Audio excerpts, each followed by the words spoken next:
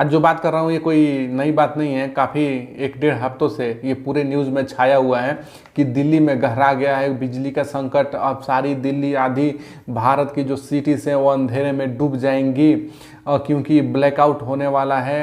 ये देश जो है ब्लैकआउट के कगार पे पहुंच गया है। 6 महीने तक भारत में बिजली की आपूर्ति नहीं की जाएगी। ये सारे समाचार पत्रों में, न्यूज़ में और जितने मीडिया हैं, डिजिटल मीडिया, हर जगह आपने ये देखा होगा।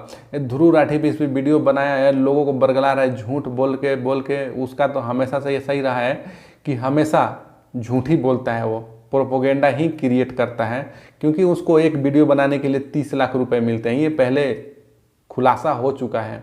इस वक्त पूरी दुनिया में कोविड की वजह से प्राकृतिक संसाधनों की किल्लत देखने को मिल रही है।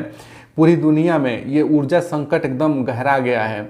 यूके और लेबनान की बात करें तो वहाँ तो मारा मारी की नौबत आ गई है, और चाइना की क्या ही बात करें, इसके बारे में जितना कम बोले उतना ही अच्छा है। यहाँ तो कई सारी कंपनियों को दिन में कुछ घंटे ही बिजली मिल पा रही है।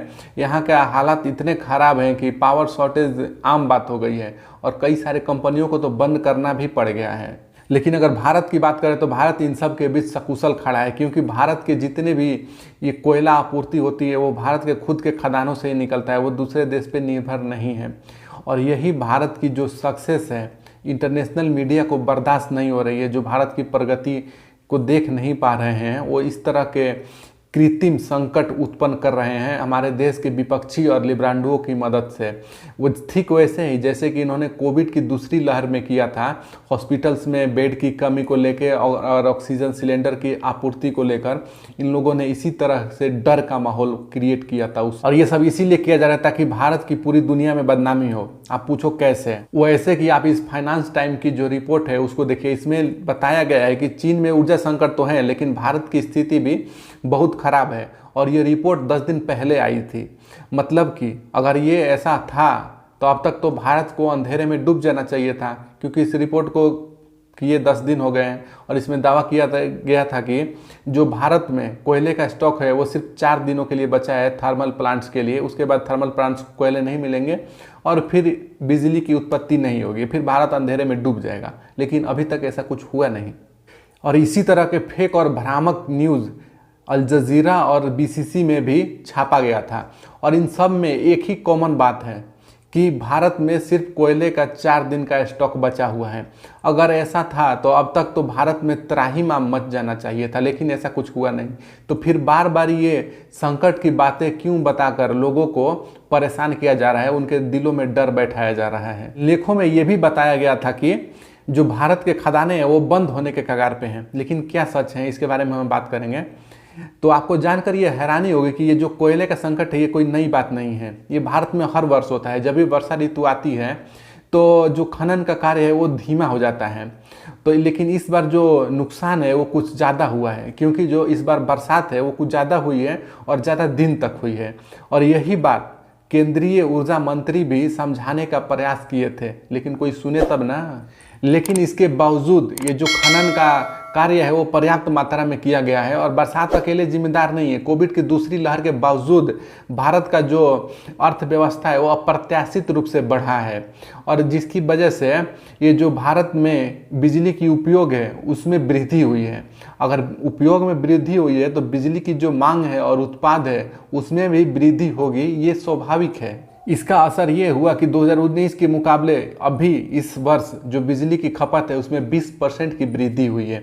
लेकिन इस वार्षिक समस्या को ये जो विपक्षी और मीडिया है इतने बढ़ा चढ़ाकर क्यों बोल रहे हैं, ये बात सोचने वाली है।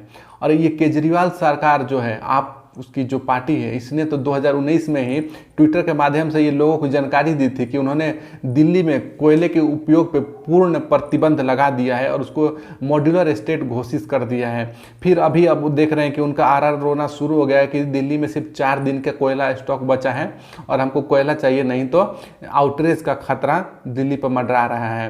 प्रदेश के अंदर पिछले कुछ दिनों से जो जितने भी पावर प्लांट्स हैं जो कोयले से चलते हैं उनमें कोयले की बहुत कमी है।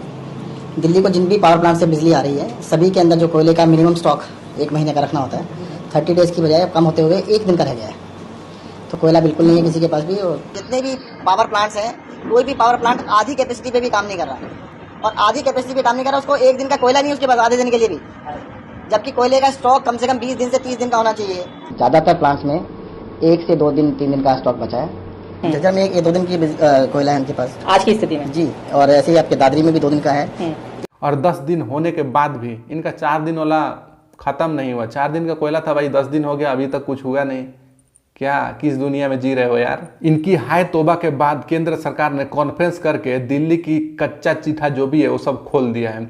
उसमें बताया गया है कि जितनी ऊर्जा की मांग थी दिल्ली में उतनी ही आपूर्ति भी की गई है, उसमें कोई भी कमी नहीं है, कोई कटौती नहीं गई है। लेकिन इनका दुख है कि खत्म ही नहीं होता यार। ये चीन और यूके की तरह भारत अपने प्राकृतिक संसाधनों के लिए दूसरे देश पे ज़्यादा निर्भर नहीं है, और इसमें भारत केंद्र सरकार की जो रिसेंट सरकार है उसकी अगुवाई में लगातार वैकल्पिक एनर्जी की सोर्स की ओर कदम बढ़ा रहा है। और जो भारत की जो बिजली खपत है उसकी 90% भारत खुद के घरेलू उत्पाद से ही उसकी आपूर्ति करता है। भारत के पास जो कोल रिजर्व है उसमें कमी तो है, लेकिन इतनी भी कमी नहीं है कि उसको क्राइसिस बता के भारत में डर का माहौल बनाया जाए।